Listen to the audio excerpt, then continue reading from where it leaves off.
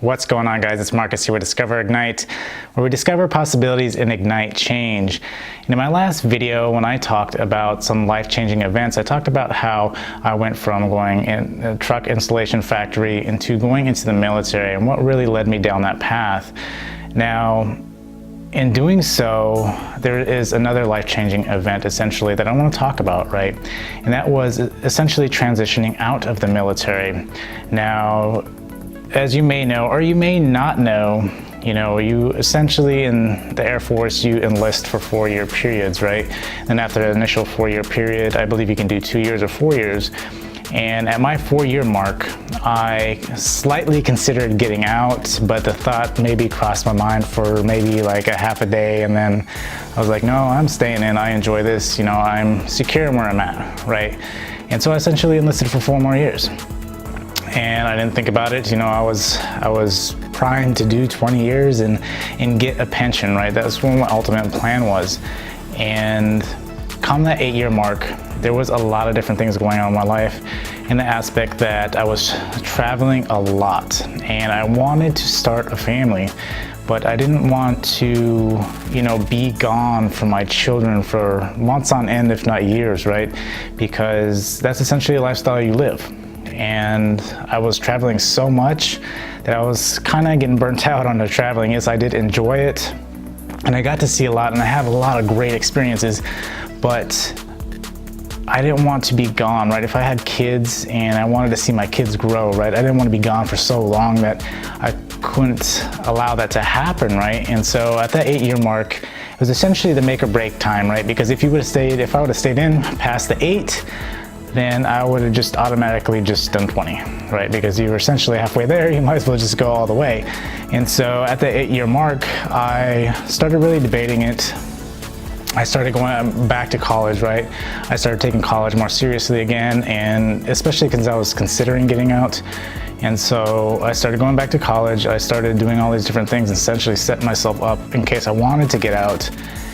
And then, I had a conversation with my supervisor at the time, right? Which he was a great guy, he was very knowledgeable, and he was I think he was at close to his 20-year mark.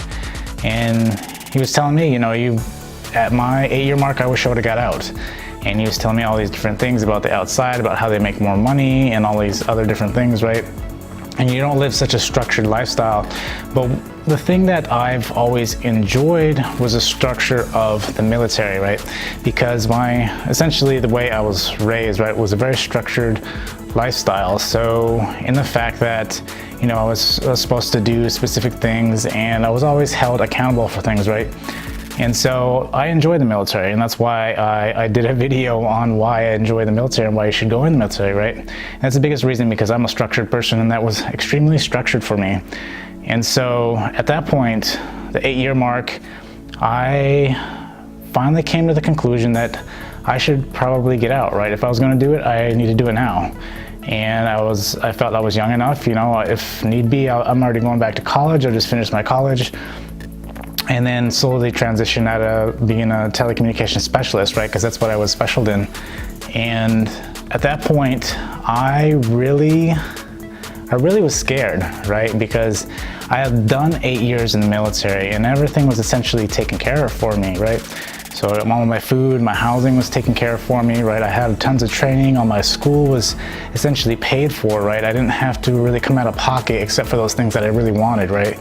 And so I lived that kind of lifestyle and it was extremely fun and I enjoyed it, right?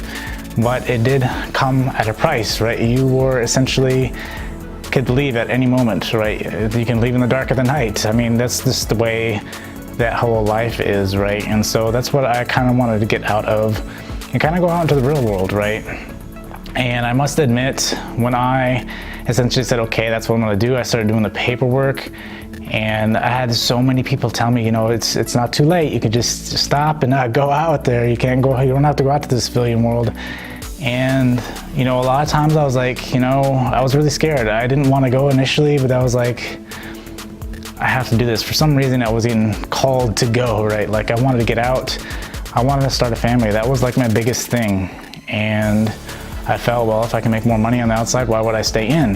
But that is also one of the biggest misconceptions too, because, from one perspective, right, you always think the grass is greener on the other side, but you don't realize that I was living such a structured life on the military, right? Like my housing and my food and all that stuff was paid for. And on the outside, yeah, you make more money, but you also gotta cover the cost of all that stuff.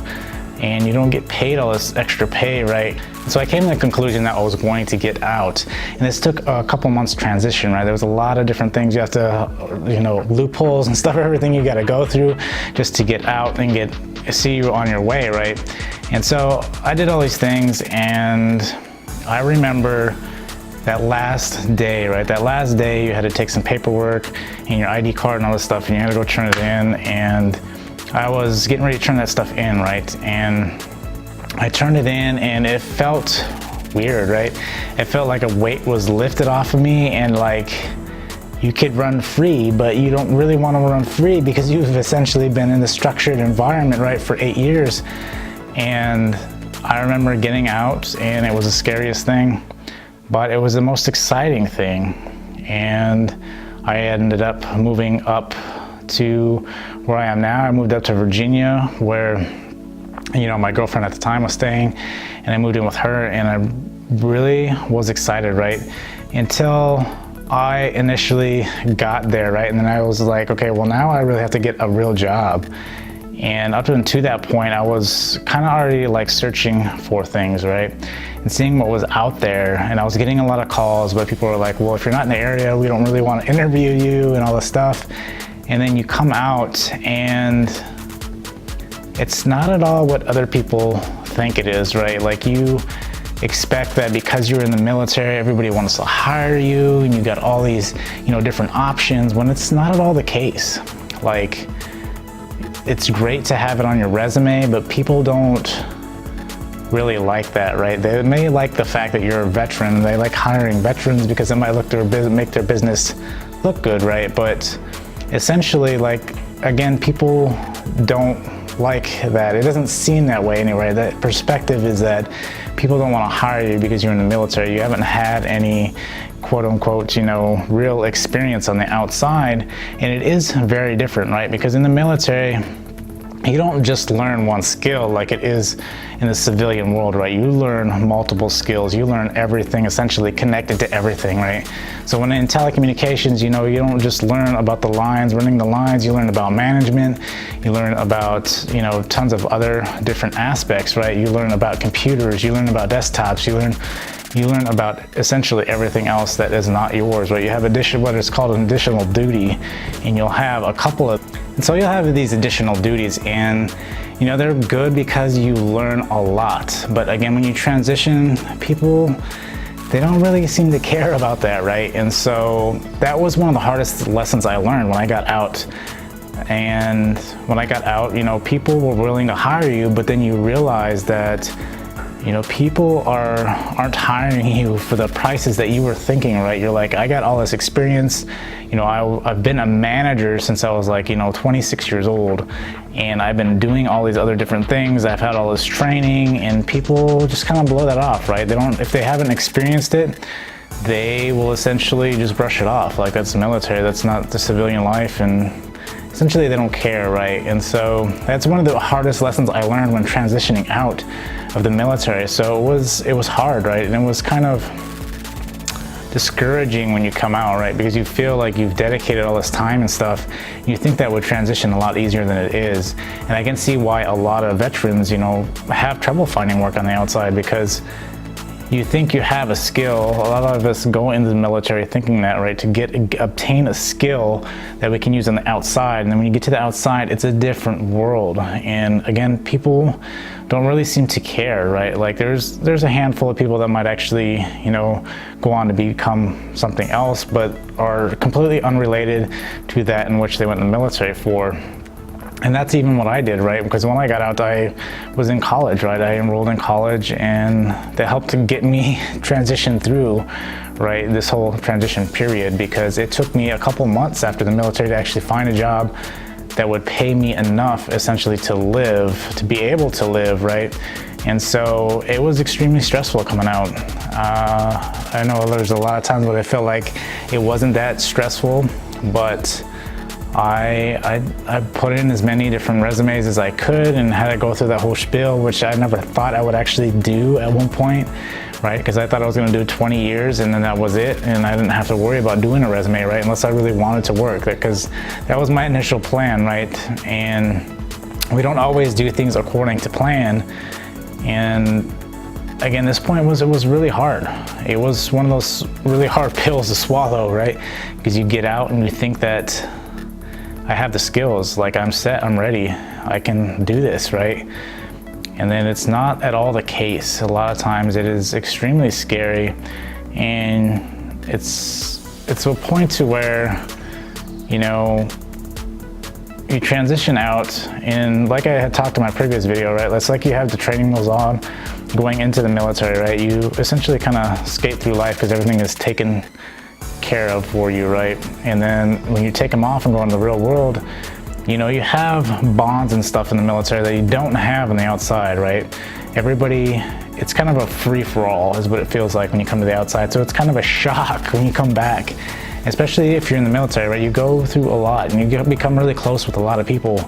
And then outside, you know, people outside of work, they don't want anything to do with you. And so there's a lot of different adjustments that you have to make coming out. And that was a big eye-opener, right? And, you know, here I was thinking I was gonna, you know, be this project manager and all these different things because I did all the project management work and all that kind of stuff on the inside. But yeah, when you come on the outside, right, people don't really see that as experience. All they see is the veteran title and they don't see anything behind that. And that can be really difficult, and especially when you're transitioning. So that was one of the major life events that happened to me that really made me open my eyes, right? That the grass isn't always greener, right? Like there could have been a better way to transition. There's a bunch of different programs in which try to help you transition and set you up. But I mean, overall, it took an adjustment, right? But I ended up working through it. It was a little tough for a little while, but nonetheless, I mean, I wouldn't give that experience up for nothing, right? Because it allowed me to eventually have kids in the environment that I wanted to have kids in, and not in an environment in which I would have been gone all the time, and that was my biggest concern. So again, you kind of give and take, right? If you want something specific, yeah, you're gonna have to sacrifice something else, and I think that's always what you're gonna get, right? You're always gonna get to where you're gonna sacrifice those things in which you want, right? Like I essentially sacrificed that stability and that, you know, and financial income, right? Because I would have eventually had a pension at one point, and I sacrificed that stuff to essentially raise a family where I can see them all the time, right? And I don't have to worry about having to leave in the middle of the night, right? Now it's my choice, right? Now I can pick a job that will perhaps take me somewhere else, but nonetheless, I've chosen not to, right? I've chosen to find jobs that, you know, don't require a lot of travel. And so, nonetheless, I mean, it was a big eye-opener, right? And a big life-changing event that I enjoyed, right? It was scary at the time, but I've learned a lot, right? And that's the biggest thing, is to know that you'll be okay and still take that step forward. And you will eventually work your way through it, right? And that's what I did. And have had a lot more success outside of that and away from that field, right? And that's ultimately what I was aiming for. So if you enjoyed this video, remember to hit that like button on the way out. Until next time, I will see you guys later.